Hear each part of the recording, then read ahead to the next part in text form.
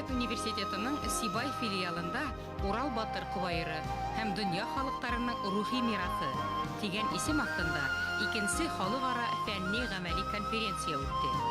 Онда кешелектең рухи мирасының авыз тел һәм материал булмаган комарткаларының ЮНЕСКО-га теркәлгән исемлегенә башкорт халкының Урал батыр кубайырын индерү мәсьәләсе каралды. Безнең республикала Урал батыр эпосы буенча был 6-нчы конференция. Бишәүһе безнең фольклорчылар, телчеләр дигән алганда безнең филологтар үткәргәйне, берәүһен археологтар үткәрде. Күрәһегезме? Буның менән мин әйткем килә, безнең ысынлап та Урал батыр кубайыры ул шул тиклем теге дөнья кимәленә сыгарырлык әйбер. Дөнья кимәленә сыгарырлык кумаркы. Конференцияла катнашучылар Сибай институты алдында Башкортстан шәхестәре уникаль мемориаль комплексы менән танышты.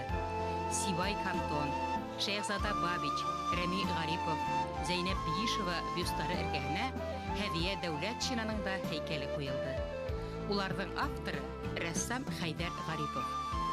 Ил азаматтарын алга кую Сибай югары уку йортының рухи һәм сәнгати үсешендә зур роль уйнай.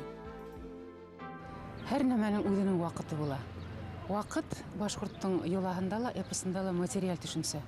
Шул вакыты җитмәенсә, бер нәмәлә үзенең тормышына, ниндидер бер күсәренә килеп ултырмай.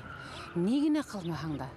Вакытты без эшләйбез. Бәләкәй күзәнәктәрдән галимдәр, мәдәният хезмәткәрләре, сәясәтмәннәр һәммәбез. Сибай институты Урал аръягы һәм бөтә Башкортстан өчен белем һәм рух, тарих һәм шәҗәрә, иҗат һәм фәнни асыштар сыганагына әйләнгән. Күп кубайырлар иҗат ителгән төбәктә халыкара фәнни-гамәли конференция үткәрүгә Сибайдар бик ентекле һәм төпле әзерләнгән. Урал батыр эпосы ул безнең халыктың гына түгел, ул дөнья кимәлендәге әдәби мирас.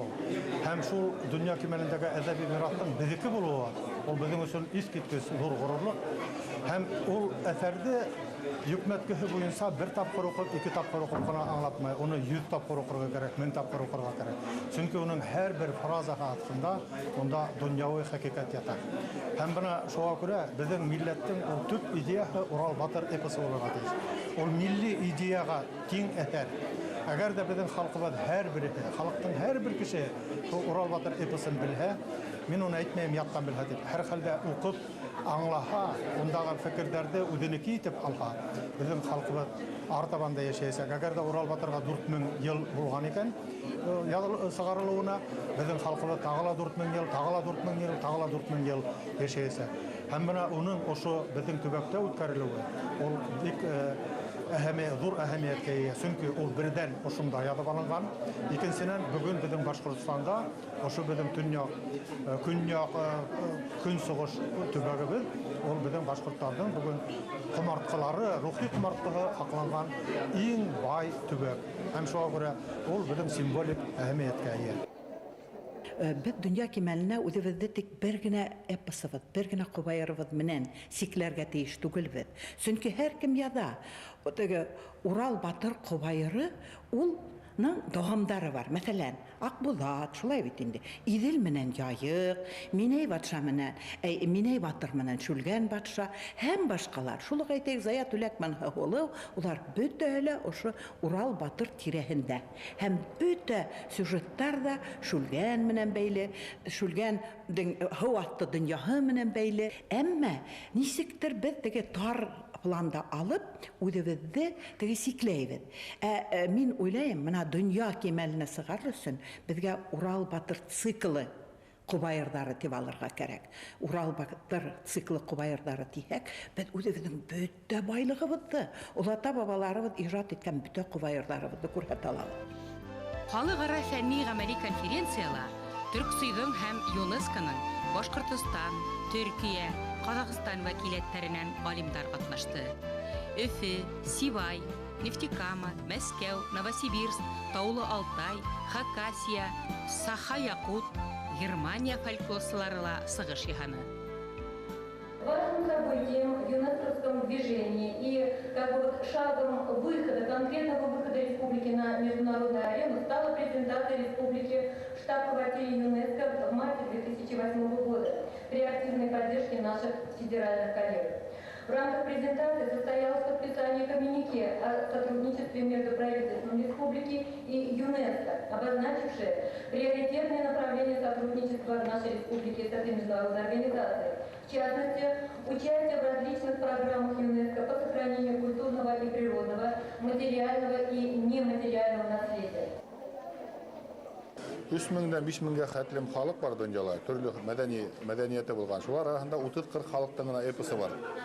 Демәк, бу нимәне күрсәтә? Башкорт халкы бурындан килгән халыкларның береһе һәм халык буларак Урал батыр эпосының роле һәм Урал батыр шәхесенең роле искитмәле. Ни өчен? Чөнки бер менә Урал батыр эпосында иң беренче башкорт халкы милләт буларак тупланганын күрәбез. Һәм ана шул милли шәхестәр бөтен киләсәктә булаган туган бөтен Салават Юлаев һәм башка безнең шәхестәре бөтәһе ана шул уларның нигезендә Урал батыр эпосы һәм образлары ята. Үстә килешлек килгән. Урал батыр Кубайыры башкорт халкы иҗат иткән олы эпик әсәр. Кубайыр дигән һүз борынгы башкорт телендә мактау йыры, олылау, данлау дигәнде аңлата. Бурын-бурындан келген Кубайыр деген терминыбыз бар. Кубайыр деген терминыбыз ул безнең менә бер ошы әсәребезгә генә карамай, ул безнең менә башка әсәрләребезгә. Юла күзлегеннән караганда, шул фикергә киләмен, Урал батыр Урнаму дәүләтенә 4000 буат элек яшәгән реаль шәхес күзлегеннән караганда һәм уның Зәркум, Борджан дигән варислары булганын һанаганда, әлбиттә ул реаль шәхес һәм ошо кадәр дәврде үзендә матдәләштергән эпос ул әлбиттә безнең милли идеология гына түгел, башкорттың булмышына һәм милләт булып формалашкан, дәүләт булып формалашкан дәүләттең беренче законы ул Урал батыр эпосы. Урал батыр теманы күскәндә, ул безнең башкорт халкының диндәләр белән булган цивилизацияны калдырган документы дип әйтергә була. Чөнки Урал батыр эпосы бүгенге көндә ул һауга иң мөһим гомер иткән, тормыш иткән һауга мөхәббәт тәрбияләй. Менә бер проблема. Икенчедән, тотып карадык нәмәләр бармы? Күй белән багардык нәмәләр бармы? Карадыклар бар. Шулган таш исендә тора безнең Акбудатыбыз, Хомаебыз. Шул вакытта мен бер сәйрләр эзләнеп, мен Янбикә яхты табып алдым. Ул Янбикәлә тора, балаһын күтәреп яшәрә берип торган дип. Сәстәр үрә торган. Ана шул миф әйтеп аны бик кыен бит. Ул мифтә әйтәк менә берсе пәйгамбәр әйтә, Зартушта тора, Заратуштра тәрбияләнеп бит. 3700 ел хамаһәлек ашы бер яктараса китә ул. Дин таратып. Урал батырда башкорт халкының борынгы дәврләрдә үк башланган мифология нигезләре, ан кимәле, рухи һәм кешелеклек сифаттары сагыла. Кеше һәм халык ирке, ер-һыу һәм туган ил төшенсәләрен изге һанаган башкорт халкының милли идеяһы Урал батыр Кубайырында тупланган.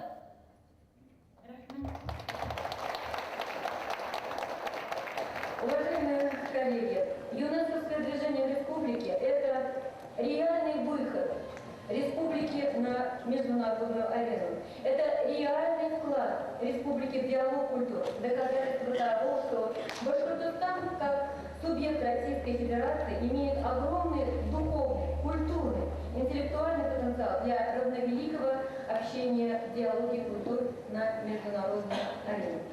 Со стороны Российской комиссии по делам ЮНЕСКО полное взаимопонимание с нашей республикой. И то, что вот уже второй раз буквально за квартал в апреле мы принимали комиссию Российской Федерации по делам ЮНЕСКО, и сегодня вот такая представительная делегация работает в республике, это знак того, что республика, она доказывает своей деятельностью то, что она не просто декларирует какие-то ЮНЕСКовские идеи, а конкретно и, причем результативно работает по ЮНЕСКовским направлениям. Урал батыр Кубайырын бынан бер буат элек 1910 елда Мөхәммәтшә Буранғолов хәзерге Баймак районында Габит Аргынбаев менән Хәмит Әлмөхәммәтов исемле ике курайсынан язып ала. Язу машинкаһында латин графикаһы менән басылган кулдан төзәтмәләр индерелгән оригинал тексты Рәсәй Фәннәр Академияһының Өфө фәнни үҙәгенең ғилми архивында һаҡлана. Ҡулъяҙма рәүешендәге төп нөсхәһе юғалған. Ҡобайыр бары тик 58 йылдан һуң 1967 йылда гына беренсе мәртәбә Ағиҙел журналында ҡыҫҡартып баҫыла. 1972-2007 йылдарда эпос тулыһынса донъя күрә. Творцами и хранителями башкирских эпических сказаний были народные сказители Сесены, люди с высокими духовными качествами, наделенные импровизаторским талантом, острословием и справедливостью суждений и поступков. Их искусство всегда пользовалось особым уважением в народе и передавалось из поколения в поколение как ценный завет. Самые крупные и древние из сохранившихся по настоящее время произведения башкирского фольклора «Кубаир», «Урал-Батыр». Этот уникальный кубаир, содержащий в себе древние мифы, занимает особое место в устно-поэтическом творчестве башкирского народа. Его корни восходят к эпохе распада родового строя общества. Мифологические образы и воззрения людей на мир, на явления природы органично вплелись в художественную ткань кубаира «Урал-Батыр», подчеркивая его архаичность. Башкортостанда Урал-Батыр ҡобайыры бер ҡасанда телдән төшкәне юҡ. Уны башҡарыусы сәсәндәрҙең исеме онотолмай. Яттан һөйләүсе өлкәндәр һәм йәштәр бөгөн дә бар. Ҡобайырҙы башҡарыусылар Башҡортостандың төрлө тарафында йәшәгән, бер-береһе менән тығыҙ бәйләнештә торған. Кем кемгә өйрәтә, кемдән отоп ала, кемдән ишетә, барыһын да әйтеп һөйләү мотлаҡ булған. Ошо йоланы тотоу арҡаһында ҡобайырҙар ҡатмарлы замандарҙа ла юғалмаған, ил хәтеренән юйылмаған. Дөньяға беҙ сығырға тейешбеҙ бер генә ҡобайыр менән түгел, был осраҡта беҙҙең ана шул 100 томлыҡ байлығыбыҙ бар. Олата бабабыҙ ижад иткән. Һәм икенсе, беҙҙең сәсәндәр традицияһы борон-борондан булған. Яғни ул бер генә вариант булырға була алмай. Һәр бер сәсән үҙенеке ижад иткән, тапшырған, тегендә, бында. Шунда беҙгә не файда? Һыуҙы нисек эсербеҙ? Утты ҡайҙан табырбыҙ? Башым һалып яу асып, күп сағымда талпынып, аслыҡтарлыҡ күрһәм дә, күп зарығып йөрөһәм дә. Мин ҡан эсмәй, ит йемәй, үләкһәне ҡуймайым, өскөндә сыҡмай, тиҙ донъяла тора алмам. Оно включено в предварительный список стран-членов Тюрксой по культурному, нематериальному, устному, нематериальному культурному наследию, что, можно сказать, уже является достижением по пути вот этих вот стараний, которые, я надеюсь, и даже уверен, что завершатся логическим развязкой в виде включения в список, сводный список ЮНЕСКО по шедеврам устного и нематериального культурного наследия человечества. Я на основе этих эпосов могу сказать, что они уникальны. Может быть, придет время, и у нас в республике, так же, как и у вас, начнутся работы, подготовительные работы в этом направлении. Я надеюсь на это только. Мөхәммәтшә Буранғоловҡа бик күп ауыҙ тел ижады үрнәктәрен яҙҙырған Ғәбит Сәсән менән Хәмит Сәсән Урал-Батыр ҡобайырын Ишмөхәмәт Мырҙаҡаев Сәсәндән отоп алыуҙарын әйткән. Ә Ишмөхәмәт Мырҙаҡаев үҙенең уҡытыусыһы Айҙар Байыҡ Сәсән булыуын әйтеп ҡалдырған. Был Сылбырҙа Башҡорт Сәсәнлек мәктәбенең төп шарты күсәгилешлек сағыла. Әйтәйек, ул сәсәнлек буш ердә барлыҡҡа килмәй, шулай бит инде. Шуның өсөн бик матур яңғыраны, шундай тәҡдимдәр булды. Сәсәндәр мәктәбе асыу, ниндәйҙер теге халыҡ ижады үҙәктәре асыу дигән. Һәм сөнки менә балаларға тәүҙә бит күҙен асырға кәрәк, рухын асырға кәрәк, йөрәген асырға кәрәк, шунда һалырға кәрәк. Шунан ул үҙе ҡабул иткәнде сығарырға ғына, сығара ала, үҫтерә ала. 1982 жылы біз Буранғұловтың 100 жылдығын өткердік. Шонда оның исемен мәңгілештіру турасында әлі көп саралар қабыл етілгейні. Саралар билделенгейні. Һәм шуларның кайһылары бүген кабатлана. Әйтәк, уга һәйкәл кую мәсьәләсе. Шундай кызганса каршы сараларның иң кирәкләре, бәлки иң мөһимдәре үтәлмәй кала. Урал Батыр Кубайырын дөнья халыктарының рухи мирасы исемлегенә индерү күптән өлгөрүп еткән мәсьәлә. Кубайырдар безгә бу аттар буе яшәтер рухи көс, илһам биргән, акыл һәм күңел киңлеге, зиһен иркенлеге тәрбияләгән. Урал Батыр Кубайырында ян шишмә кудрәте бар, дигән безнең сәсәндәр. Урал Батыр беренче башкорт политика сәясәтмәне, дәүләтенең башы дип тә әйтә алам. Ягъни обычное право дигән төшенсәне без әле Урал эпосында һаман да асып китмәйбез. Мин, мәсәлән, Йоланы өйрәнгәндә, һаман да безнең профессиональ юристларыбыз, психологларыбыз ошо законды милләттең милләт булып яшәй торган законын кызганса каршы һаман да без тамырдарыннан өҙөп ниндидер рәсми кимәлдә аңлатабыз. Ә ул яхшылык булһын атыгыз, улыны улы итегез, кесене кесе итегез. Ул бит әлеге уйланылган закондарга, конституцияларга ярашлы әйтелгән һүз. Я считаю очень важным, чтобы этот эпос включили в список нематериального наследия ЮНЕСКО. Я сама о существовании эпоса узнала только уже будучи в Германии. Вот, прочитала его вначале на русском языке в переводе Айдара Хусаинова. Мне это настолько понравилось, что я опубликовала этот эпос сначала на русском языке, потом перевела его на немецкий язык и сдала. Это то, что вы видите, уже второе издание эпоса «Урал Батыр». Но вообще цель моя перевести на самом деле эпос с оригинала, с башкирского языка, так как есть, значит, и издать там в Германии. Причем, если можно, издать еще с комментариями, ну, то есть, как бы это научное издание. Урал Батыр Кубайыры бик күп телдәргә тәрҗемә ителгән һәм рус, инглиз, төрек телләрендә дөнья күргән. Рус теленә Әхияр Хәкимов, Газим Шафиков, Айдар Хөсәйнов кеүек билдәле язучы һәм шагыйрьләр алгарган. Меня этот эпос совершенно потряс вот своим этим содержанием и своей направленностью. То есть я германистка, я, в общем-то, изучала эпосы народов Западной Европы, и там, ну, как бы совершенно другие идеи. То есть там есть, конечно, тоже гуманистические идеи, они тоже борются за добро против зла, но все-таки очень много при этом каких-то личностных таких вот негативных качеств, там и зависть, и злоба, и месть. А вот в эпосе «Урал Батыр» там, ну, очень много положительного. Вот то, что это Урал Батыр борется именно за добро, вот для всего народа, и даже отказывается от личного бессмертия, ну, для того, чтобы процветала его родная страна. В общем, это все вот меня совершенно поразило. Именно поэтому мне хочется, чтобы этот эпос непременно вышел в переводе с оригинала вот, в Западной Европе. Урал Батыр Кубайырын, мәсәлән, Мәскәүдән килгән галимдәр сагыштырды, шундагы Акбудатты Сивка Бурка менән. Был нимә турында һөйләй? Без хәзер үзебез түгел, башка галимдәр сагыштырып өйрәнә.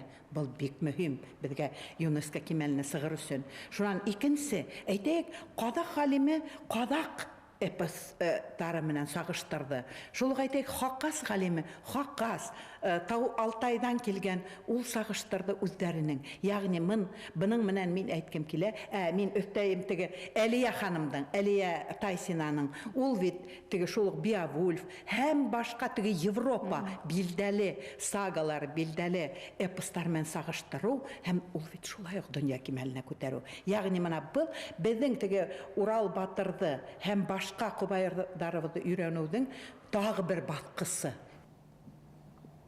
Мы издаем серию «Памятники фольклора народов Сибири и Дальнего Востока». Двуязычная, она с самого начала так задумана, чтобы там были представлены тексты на национальных языках и на русском. И в перспективе мы все-таки мечтаем о том, что это когда-нибудь случится. Может быть, там будут еще тексты на английском языке, хотя бы на английском. И опыт переводчиков Урал Батыра на английский язык, на немецкий, на русский, на турецкий язык – это для нас очень важно, потому что это примеры успешной работы как раз в той области, в которой работаем мы. Конференция организована очень хорошо. Я, в общем, даже когда мы бывали в столицах на конференциях, там не бывает такого уровня организации. Вот, очень приятно. Гостеприимство традиционное башкирское. Вообще тюрки славятся своим гостеприимством, конечно. Вот, очень приятно, что не нужно ничего искать, суетиться, потому что ты попадаешь в незнакомые города. Ну, Уфа еще все-таки город известный, немножко Сибай совершенно новый. И то, что тебя не оставляет вниманием, и ты нигде не теряешься, это очень приятно и очень помогает работе, потому что это экономит время. Башкорт халкының милли идеяһын үҙенә туплаган Урал батыр ҡыбайырының төп мәғәнәһе асылы бер ҡасан да үҙгәрмәгән. Уның идеяһы бер нисә башҡорт ҡыбайырында тармаҡлана. Уртаҡ темалар күтәрелә, геройҙарҙың яҙмышы, ваҡиғаларҙың дауамы бәйән ителә. Аҡбуҙат, Зая Түләк менән Һыуһылыу, Иҙел менән Яйыҡ, Минәй батыр менән Шүлгән батша кеүек ҡыбайырҙар Урал батырҙан тармаҡланған әҫәрҙәр булып тора. Эпосы – источник истории, эпосы – источник идентичности, национальной культуры. Мы считаем, чтобы сохранить и защищать этого богатства, надо работать, вот как в этом конференции мы собираемся. И новые произведения, как кино, как опера, как музыка. Таким образом мы можем показать и защищать наше богатство. В этом году в Казахстане мы готовим вторую конференцию по эпосу. И сюда тоже из всего мира приглашаем профессоры и деятели эпоса. Вот коротко я хочу сказать такие работы. И мы очень высоко оцениваем сегодняшней конференции вот эта родина Урал-Батыра. И как сын башкирского Батыра, да, здесь занимает и изучает эпосы, это предоставляет нас база данных, информации. Главный эпос башкирского народа. Сейчас вы уже начинаете работу по внесению в список нематериального культурного наследия ЮНЕСКО. В этой работе есть определенный опыт, набранный Казахстаном, есть определенный опыт, скажем, других тюркских государств. Все эти вопросы отрабатывать надо вместе, во-первых. Во-вторых, собирание материала, издание этих фольклорных трудов. И поэтому я предложил поделиться этим опытом. Мы можем поделиться, мы можем предложить. Бөгөн Урал батыр ҡыбайыры буйынса фәнни асыштар, ҡыҙыҡлы эҙләнеүҙәр археология, фольклористика, мифология, этнография буйынса бара. Юғары уҡыу йорттарында, тарих, тел һәм әҙәбиәт институтында Урал батырҙы өйрәнеүселәр арта. Беҙҙең мәшһүр әҫәрҙәребеҙ башҡаларҙы уйландырҙы. Без уларға үҙебеҙ генә һөйләмәйбеҙ, ниндәй матур әҫәрҙәребеҙ бар дип, ниндәй бөйөк. Менә улар күрҙе һәм сағыштырып, менә мәҫәлән миңә шул уҡ теге Мәскәү ғалимдарының оҡшаны фекре. Улар нимә ти? Теге урыҫ традицияны булмаған, башҡортта бар. Ул нимәне һөйләй? Бәлки беҙҙән улар алғандыр. Шул уҡ сифка буркаларын. Шулай бит инде. Яки ниндәйҙер беҙҙең ҡасандыр бер уртаҡ, бер тамырҙарыбыҙ булғандыр. В прошлом году я познакомилась с эпосом Урал-Батыр, познакомилась с мифообразами волшебного коня Акбузата, Кара-Юрги, Ахак-Калы. И в своих исследованиях мы с Иваном Юрьевичем вместе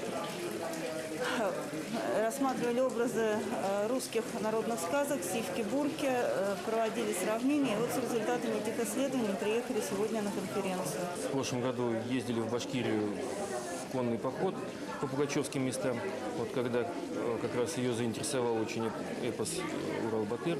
Вот, а я вообще занимаюсь как раз, опять-таки, историей степных народов. Безусловно, вот в тех культурах степных эпос Урал-Батыр является одним из ключевых по глубине, по содержанию, по широте охвата. кешелек бит бер мең еллыкка гына һыймай, бер дәвергә лә һыймай хатта. Димәк, генетик аңыбыз безнең гаҗәп дөньяларда барлай менә ошо эпосыбыз. Иң зур хәвеф шунда, ул безнең комарткы булып калмаган. Ул һәммә башкортка инергә тиеш. Менә калмыктар безнең һәммәбезнең өс калмыктың береһе Джангырдың яттан белә, әллә нисә йырынты. Без шулай дип әйтә алабызмы Урал батырды? Әйтә алмайбыз. Димәк, без һаман да керергә тиешбез. Без аны кайтарырга тиешбез. Үзебез кайтарып, үзебез аңлап, үзебез кадер итә беләбез икән. Ана шунда дөньяла кабул итәсәк. Урал батыр Кубайыры Башкортстанның 7 мөгъҗизәһенең береһе. Ул Төрксойдың рухи кыйммәттәр мирасы исемлегендә лә теркәлгән. В республике на сегодня созданы все условия для продвижения Кубайыра Урал-Батыр шедевра ЮНЕСКО. Остается только Российской Федерации подписать этот документ.